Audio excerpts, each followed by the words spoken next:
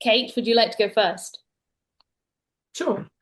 So I grew up in apartheid South Africa, and I think we all come to human rights generally from our own personal experience.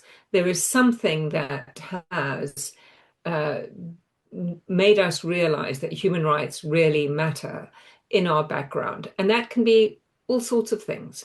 But for me, it was growing up in apartheid South Africa, where, for my first years of my childhood, I accepted the world as it was, as we all do. But increasingly in my teens, and I began to realize that there was something really wrong in the way in which the world worked. Now, the system of apartheid was a system of egregious racial discrimination designed basically to keep the majority Black African population in South Africa in conditions of servitude and exploitation. And it was remarkable how, despite that's what it was doing, how invisible it was to quite a lot of people. But it was held in place by a highly authoritarian government who used various forms of state power to repress political opposition, to repress opponents. So it was both a system of brutal racial discrimination, but also a system of deep authoritarianism. And that, I think, is the background against which I learned about human rights and think about human rights to this day. And I think that it's meant that I recognize that, well, I'm always anxious where one faces authoritarianism because it makes me realize very often authoritarianism is being pursued because there is something that is highly improper about how the society is structured. And the possibility of changing that in a society like South Africa seemed very remote.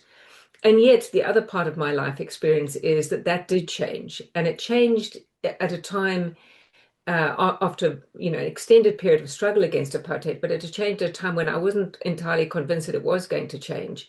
So it did make me always realize that one can never get completely depressed and think that human rights and that things will never get better, because actually sometimes just every now and again, the moral arc of the universe does bend towards justice, and it doesn't. To use Martin Luther King's words, and it doesn't do it in a way that is necessarily predictable. And of course, it doesn't resolve all the problems that you face, but it is a distinct improvement on what went before, and that's a sort of inoculation of hope, which I do try to carry with me. And you, Basak? So I think everyone comes to human rights through personal experience. And I've also come to human rights through personal experience. But I think my sort of first personal experience with human rights was in the school, in the playground, and in the classrooms, when I realized that not all students were treated equally by the teachers, and some were treated a little bit more favorably than others. And I think this was my first entry point into that. And I realized that it really bothered me that not all students were treated equally by the teachers. And I think the second part of the story goes back to growing up in the post-coup d'etat Turkey, the coup d'etat of the 1980s, when I was 6 years old. And I have spent most of my more, not my, when I was very little, but in my teens, I grew up in this post-military junta setting, where with understanding, the significant suffering of people during a military junta, obviously also very much influenced my interest. But I think my earliest memories were about other children not being treated equally in the playground and in the classroom. So, starting with the first question, human rights are a way of describing the universal character of humanity. At present, many people don't relate to this. Fear, division, and lack of knowledge get in the way. Why do you think that is? Kate. So I think it is true that one of the reasons why people don't always value human rights is that there is a very often amongst human beings an instinctive way of dividing the world into the us's and the them's. And I think, our understanding of human psychology and our understanding of history tells us that that is one of the ways in which human beings respond to the world and explain the world about them is by using us and them's. And I think that there's no doubt that the difficult circumstances, fear, as you put it in the question, and division all drive this division of the world into us and them's.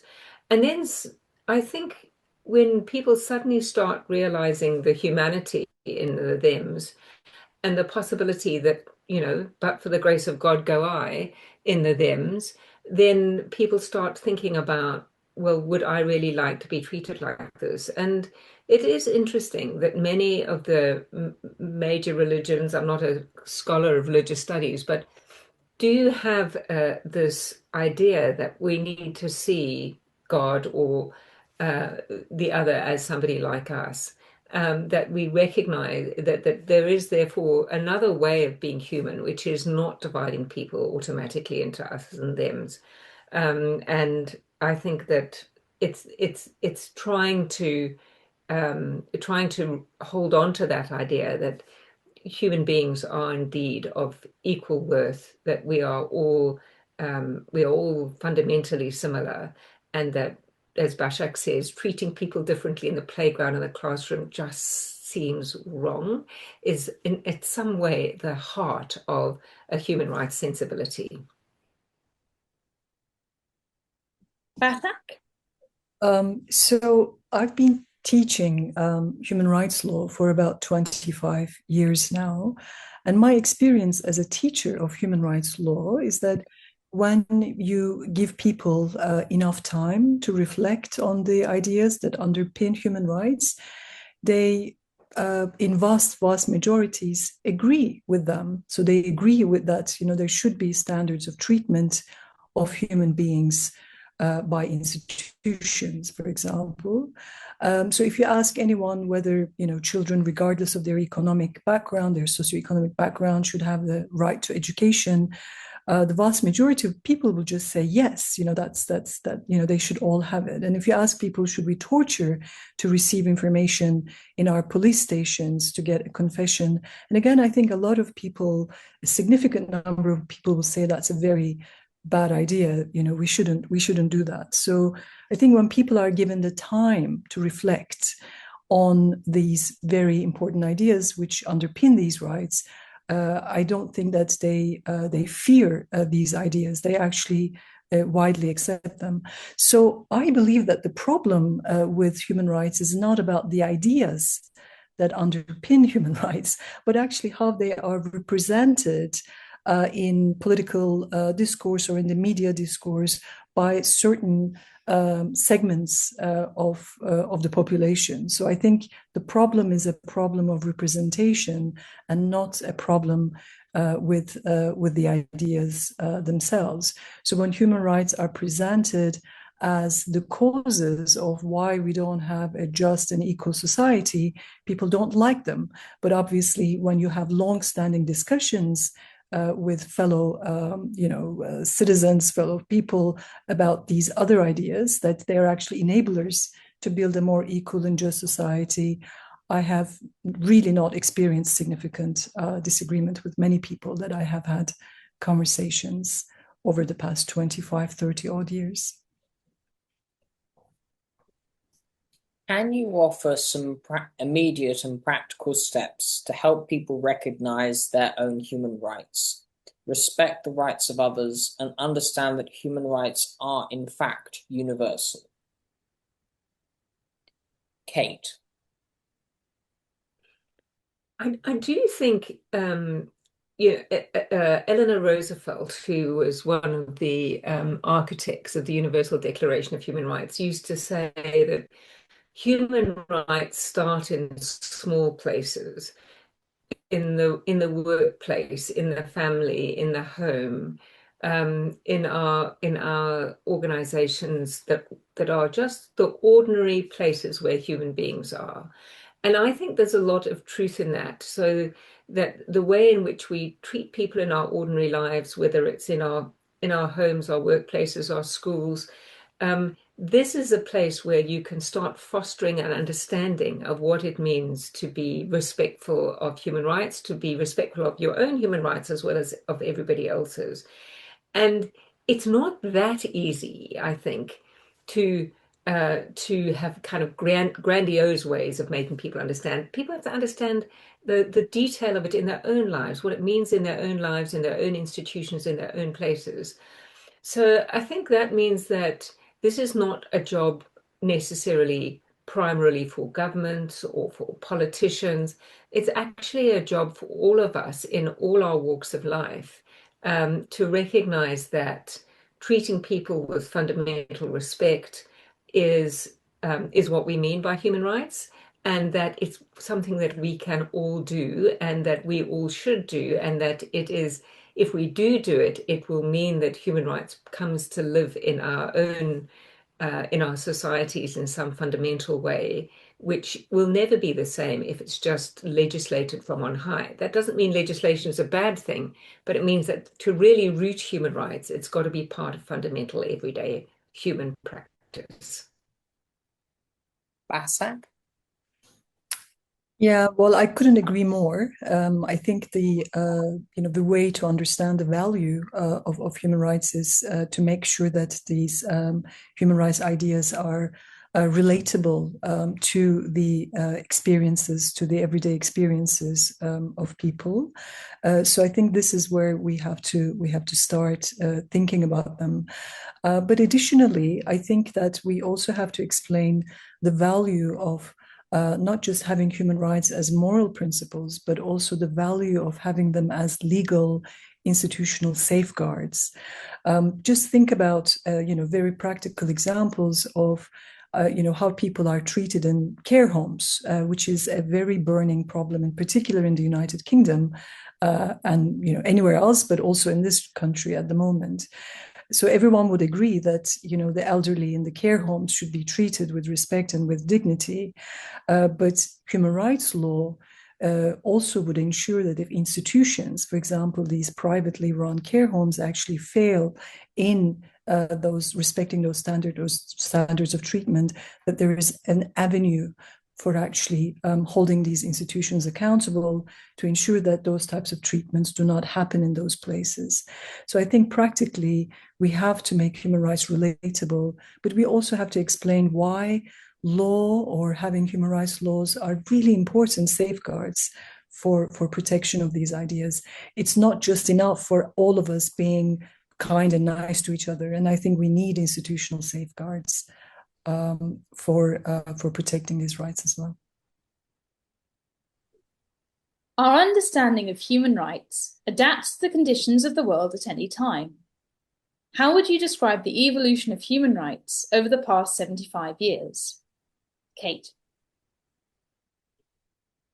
Well, I think the first thing to say about this is not a small question, because the world is a big place, and how we think about human rights is conditioned in some ways upon where we are. And I like to think about human rights in a grounded way in specific places. I couldn't really talk about the whole world over 75 years, but I think what we do need to remember, because it's easy to be depressed about where we are in human rights, is actually there have been in many parts of the world some very significant gains achieved over the last 75 years. So whether it's a much greater consciousness of principles of non-discrimination, whether on the grounds of race, ethnicity, gender, religion, by and large, these are ideas that are now much more widely available and much more widely respected, and indeed with institutional enforcement, than there were 75 years ago.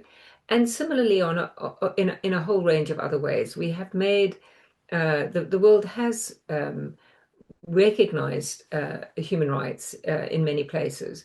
On the other hand, the last 20 years in particular has seen a growing backlash or decay in the way in which democracy and human rights is treated around the world. So it's not been linear. And I think progress on human rights is often not linear. It ebbs and flows as the politics and the way in which the world is structured changes. But I do think we should not lose sight of the fact that there have been some really significant gains in the last 75 years, even though we're all very conscious of places where human rights are not respected at all. And we're also conscious of the fact that in many of our societies, there is a recession in the respect for human rights and growing political movements who root themselves in opposition to human rights. But those things are happening, and they're things about which we should be deeply concerned. But I also think we should recognize that there have been many gains over 75 years, which I think the architects of the Universal Declaration of some of the early human rights instruments would definitely be delighted by, even if things are still worrying. Başak? So I think the evolution of especially international human rights and international human rights law in the last 75 years has been a very slow learning curve that, just by saying that human rights are important, we cannot really effectively realize them. So I think that the journey has been from a proclamation of very abstract rights, so everyone has all these important rights kind of language, to becoming a little bit more concrete as to naming the really vulnerable groups, historically discriminated groups. For example, we have obviously the very famous Universal Declaration of Human Rights, but many, many years later in the 70s, we had to have a new treaty on the elimination of all forms of discrimination against women. And you could say, well, if everyone has all the rights, and if we had them since 1948, why did we have to have something else, 30 years later about the rights of women? And if you read, and I like reading the preambles of treaties very much, and the Treaty on the Elimination of All Forms of Discrimination Against Women will say, well, we thought everyone had these rights, but not really. These rights were not really effective for women who were historically and structurally discriminated. So let's do this again, and let's talk about elimination of all forms of discrimination against women. I think this is a good thing. I don't think this is a negative thing, that, we've tried to concretize the rights. And if you think about the Convention on the Rights of Persons with Disabilities, which was adopted in 2006, now this is very, very late in the 75-year journey. And of course, the UDHR said everyone has rights. Obviously, people with disabilities would also have rights, but clearly it did not really happen. And that in 2006, we had to have another treaty really focusing on this.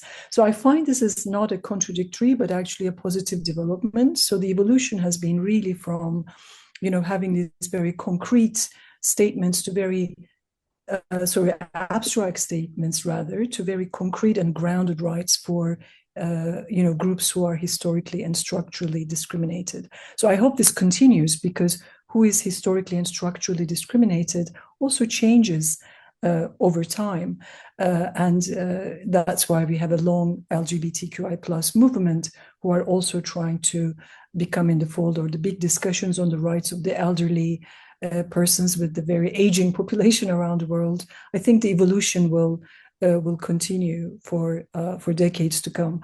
But I just want to also very briefly highlight that this evolution has to become even speedier. I think, the international human rights systems have been slowly evolving, but I think that we probably will need a lot more speedy thinking and evolution. I don't know, evolution or revolution, in the age of artificial intelligence systems, you know, in incredible speed, really dominating quite vast majorities of human life.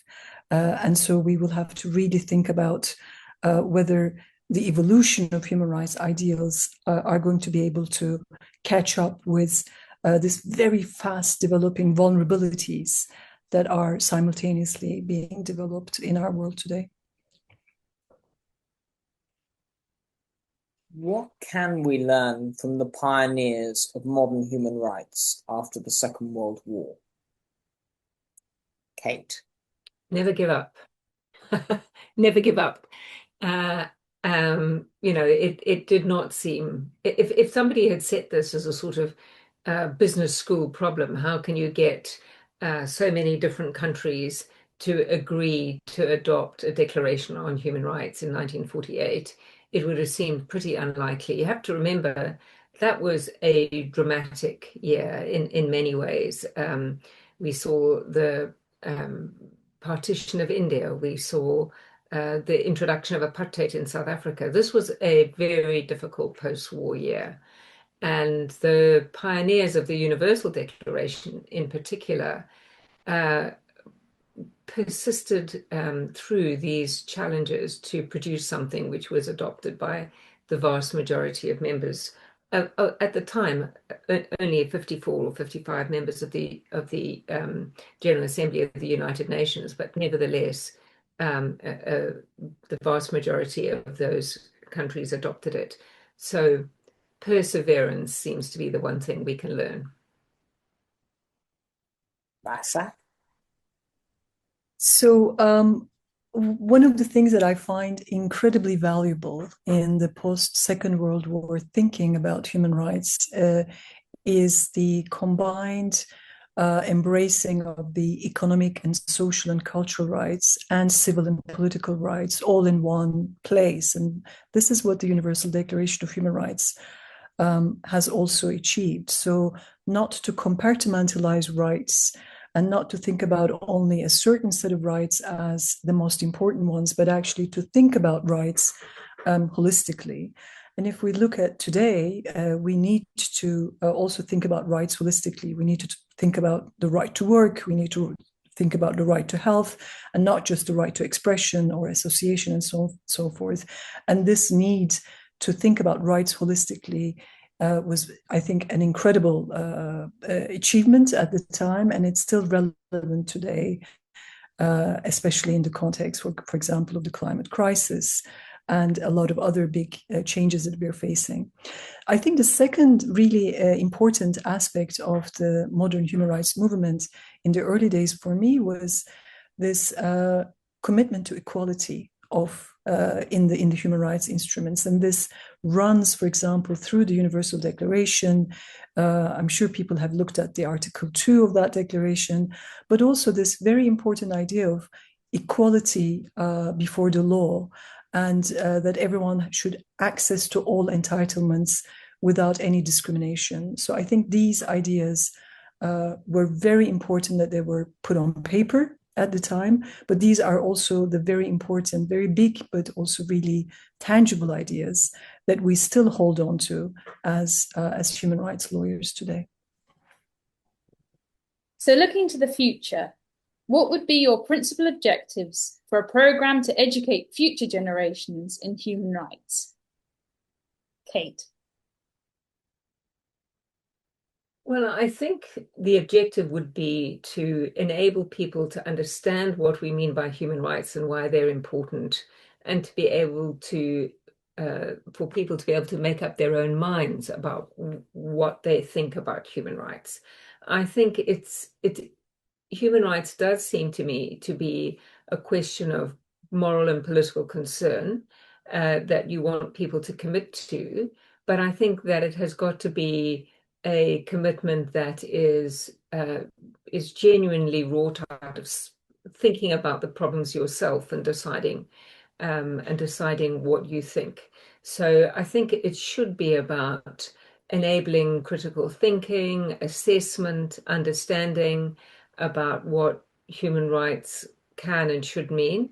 And I think also recognizing that at times the ways in which we've spoken about human rights or sought to pursue human rights has not been perfect. This is not, no human project is perfect. Human projects are often messy and difficult. So a critical, thoughtful engagement with the moral and political questions that underpin human rights would be what I would hope an education system would provide. Başak? So I think any human rights education has to be very relatable to the experiences of young people themselves. So I would really value that. People have to understand the relevance of the things that they're learning for themselves, for their peers, for their lives. So I think this is very important. So there's always a challenge not to be too didactic and saying these are the important things and so on, and also perhaps really remove these things from the everyday life. So I really value that, and I think this will be a very important part if I were to design some sort of an education program. But I think there's something else. So relatable is good. Things should be relatable. But the second thing about human rights is that it's as ideas, as law, it says that we're part of a human family. So we're not just part of our school and our community and our countries or whatever jurisdictions, but there's something a little bit larger, because we're talking about human rights, not just the rights of the citizen, for example. And I think this means that education, a global understanding of societies, not just one's own country, but actually how things work globally, is also incredibly important for people to be able to understand how human societies have migrated for generations and generations, how climate crises affects everybody, and we all have to relate to what these challenges are and why we have to do a little bit more because of our history of colonialism or empire as opposed to other places. So I think there is this dimension of relatability to everyday life, but also we have to provide a very good grounding understanding of global history, including colonial and imperial histories, to be enable to people to understand the importance of human rights, not just locally and nationally, but also globally as a set of ideas and principles. Could we do more to secure human rights? What is the single most important thing that could be done to ensure human rights are secured? Kate. So I think it comes back to the last question, which is to foster good human rights education. Obviously, there are what I might consider to be sort of second-tier things we could do, which is have good legislation, have institutional enforcement of human rights. These are all important. But unless human rights are understood and embraced by ordinary people in their ordinary lives, the prospect of securing human rights, I think, remains a slim one. So that's the thing that I think is the most important thing to do. It's also actually one of the more difficult things to do, because, clearly you can, enacting legislation requires some political will and drafting and all of that, but actually getting them to live in our societies in ways that people see why they matter and share a commitment to them requires that much deeper and more shared understanding of why we should care about them. And so I think that is the most important thing. And I think that is one of the reasons why the work that the two of you are doing is so important. Başak. I think we can always do more to secure human rights, because securing human rights is not something, it's not something that we can just achieve, in any time and place. So I think, fortunately or unfortunately, there will always be more to do. It's not because it's really hard to secure human rights. It's also because the vulnerabilities that human beings face are also changing and shifting. So it means that we always have to think very critically about, you know, the changing dynamics, the societal dynamics, political dynamics, technological and, you know, environmental dynamics. So it's always a struggle to secure human rights. So if anybody who's in the business of trying to secure them, I think the answer is there's always more, probably a lot more to do, you know, as new generations kind of come in. But I also really agree very much with Kate that you know, there has to be a deeper commitment at the societal level about all types of human rights for them to be secured. And when we say that, we also have to remember once again that there are many ranges of human rights. Human rights is not just one thing. So when we talk about human rights, we talk about how we structure our police forces, how we structure our hospitals, how we think about education, how we think about healthcare. So in all of these areas, for human rights to have some sort of influence and mileage, there has to be a background support, a general societal level. So I'm afraid if there is a lot of hostility towards human rights because they are misrepresented by certain political groups in a society, this will make it really hard. So we have to make sure that there is widespread support and understanding for these ideas, for them to be secured and constantly evolve to changing risks that human societies have faced and will continue to face in the future.